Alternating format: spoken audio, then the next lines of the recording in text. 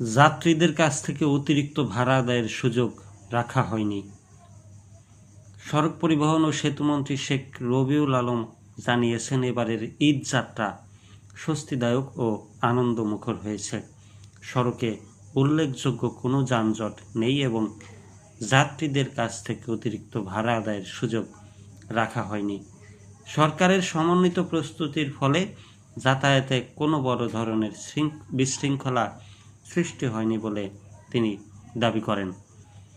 মঙ্গলবার দুপুরে বরিশালের বাকেরগঞ্জ উপজেলায় রাঙামাটি নদীর উপর নির্মিত গোমা সেতুর উদ্বোধন অনুষ্ঠানে প্রধান অতিথির বক্তব্যে তিনি এসব কথা বলেন।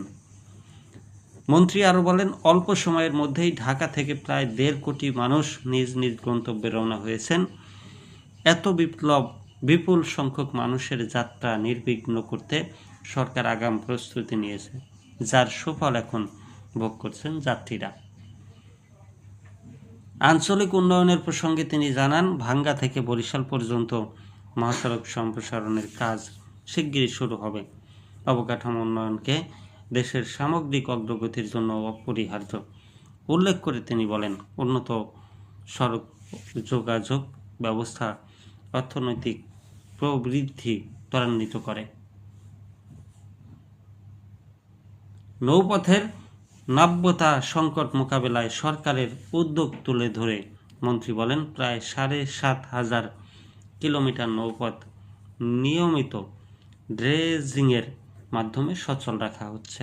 বর্তমানে 1200 কিলোমিটার নদীতে খাল খনন কাজ চলছে এবং আরও 4,500 কিলোমিটার নৌপথ খননের পরিকল্পনা রয়েছে। সদরঘাট থেকে দেশের বিভিন্ন রুটে নৌযান চলাচল স্বাভাবিক রয়েছে বলেও তিনি নিশ্চিত করেন। অনুষ্ঠানে